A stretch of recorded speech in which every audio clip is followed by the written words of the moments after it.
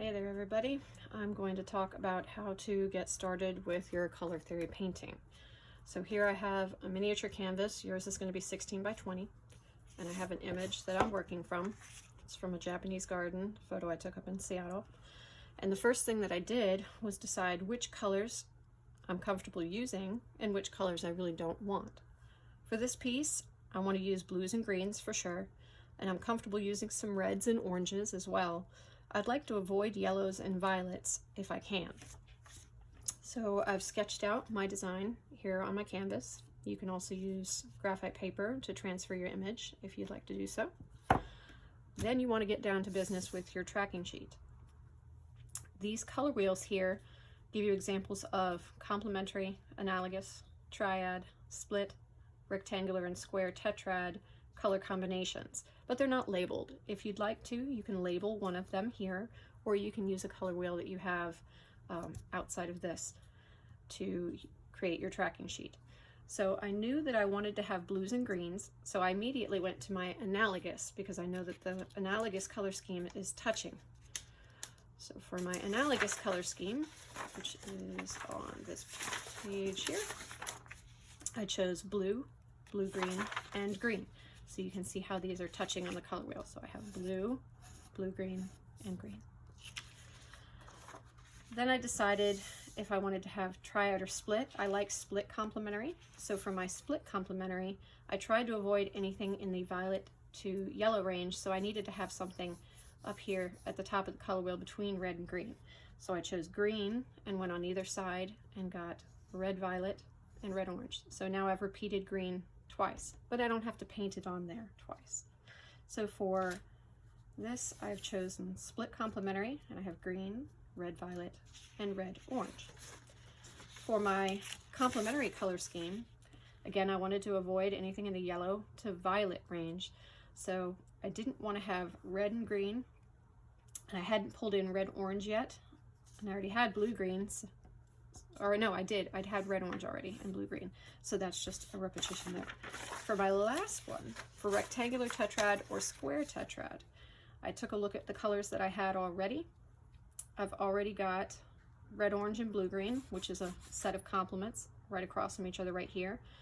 Red violet would make a rectangular tetrad if I pulled in yellow green.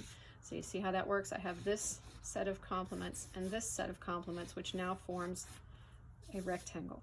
So I have used 1, 2, 3, 4, 5, 6 colors in total so far.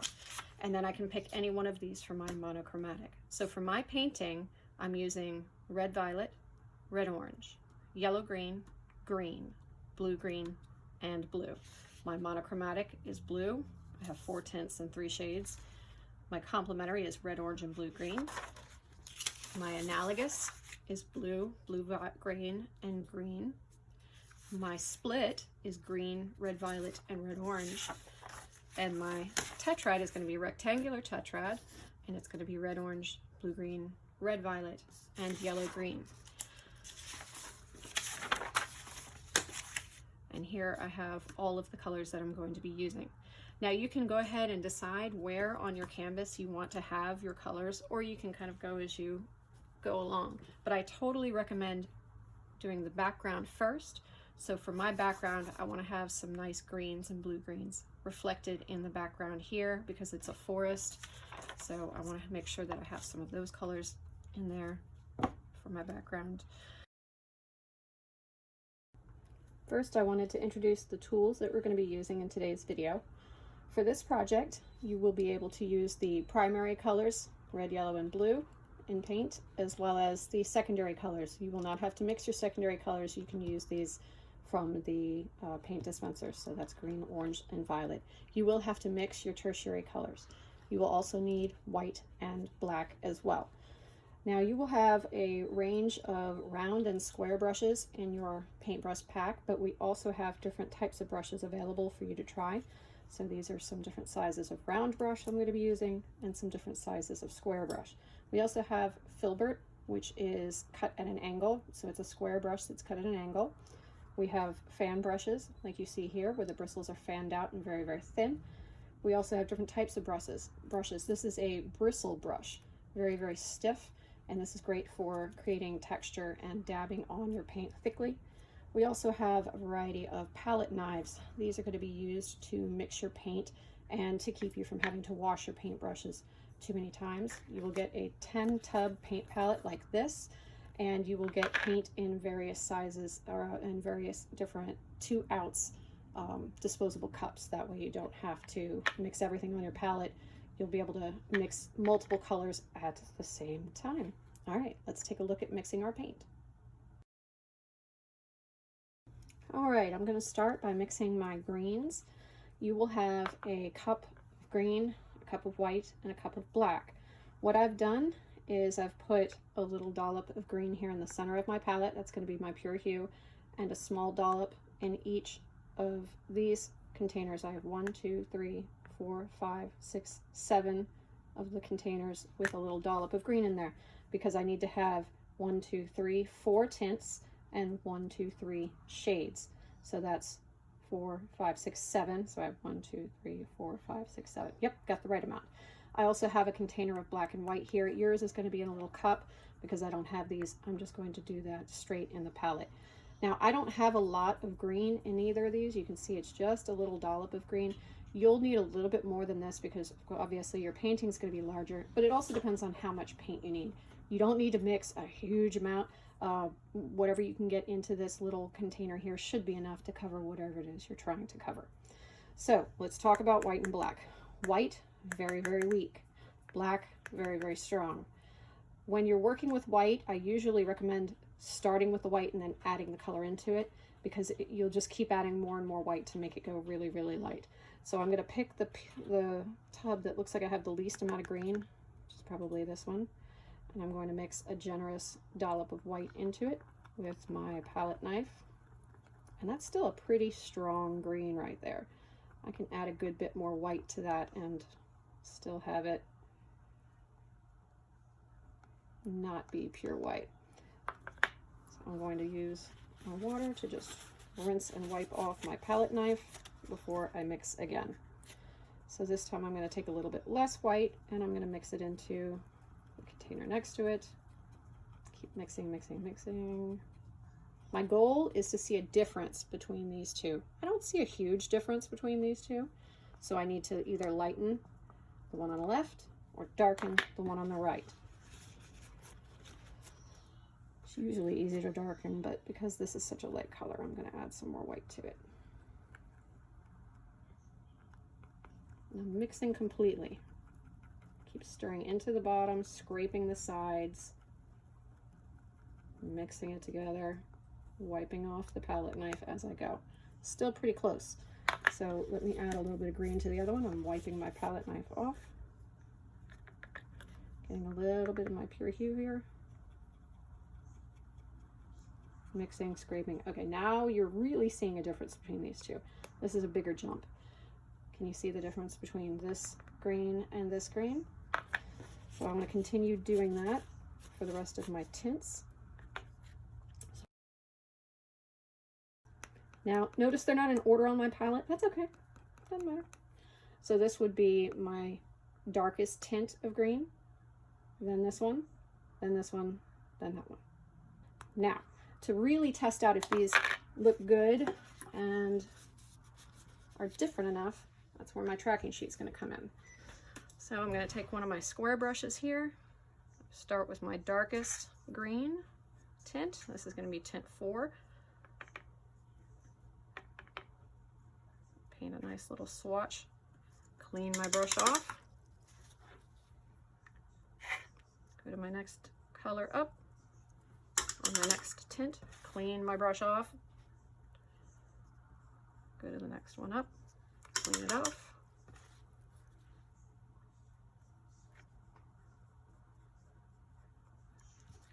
clean the brush off. So now you can see I have a nice change of value from this to this to this to this.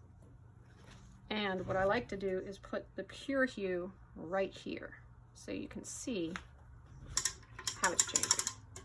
Okay, that's our tints. Now we have to do our shades.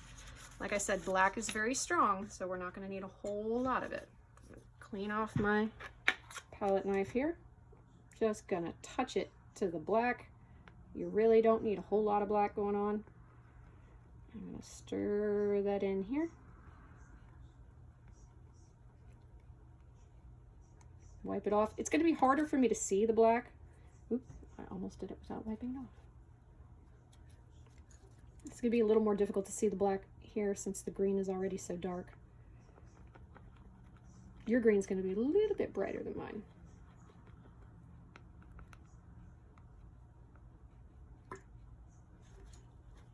Clean it off.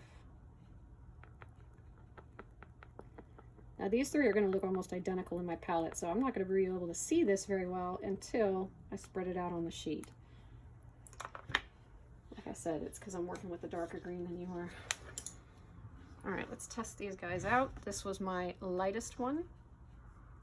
I'm going to thin it out just like that so I can really see through that color and see what it looks like.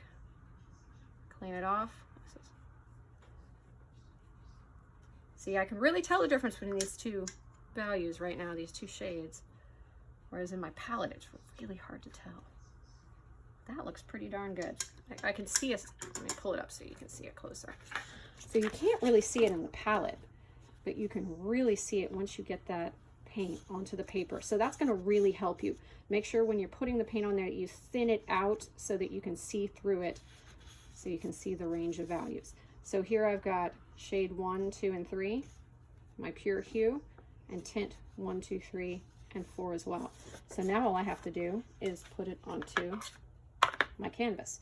And what I usually like to do as well is if I'm doing a canvas like this where the colors are going to be all over the place, I like to make a indication of where they are on here. I could put, you know, leaves in the upper left-hand quadrant or whatever notes I need to on here, just so that I know where they're going to go.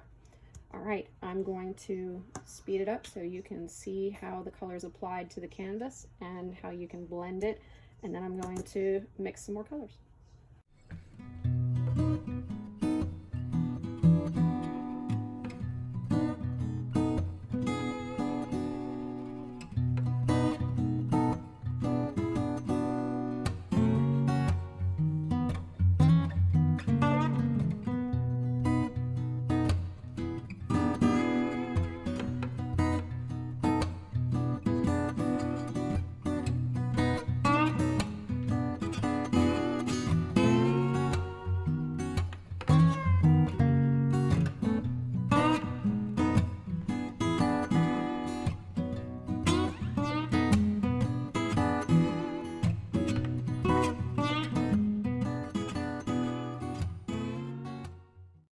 One other thing I wanted to mention before I completed my painting as far as color mixing is color mixing for brown and color mixing shades of yellow. So here I've got a nice primary yellow, nice and bright, right? When you mix black into yellow, it becomes green. So I don't know if you can see that. I'm going to paint it onto a swatch of paper here so that you can tell, but it really turns into this, well, actually if I just thin it out like that, you can probably see it. See how it turns into this khaki, like pea soup green color? So keep that in mind. If you are using yellow anywhere in your composition and you need to create shades, it's going to create this green. So if you don't have any place for that, just keep that in mind. Find a small, tiny little spot where you can put some of this kind of khaki colored green into it. If you want to make brown, orange and black is the way to go. Since I'm using orange in my composition, that's what I'm going to use for my tree trunk. So in order to create brown, I'm going to mix a shade of orange. If you mix orange and black together, you get this nice chocolate brown.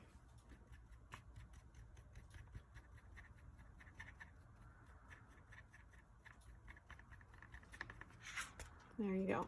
So you see how you get this nice, rich brown color. So that's what I'm going to be using for my trunk. So that's just two things I wanted to mention to keep in mind. If you're using yellow and you add black to create your shades, you're going to end up with green. And if you're looking for brown, orange is a good way to go. All right.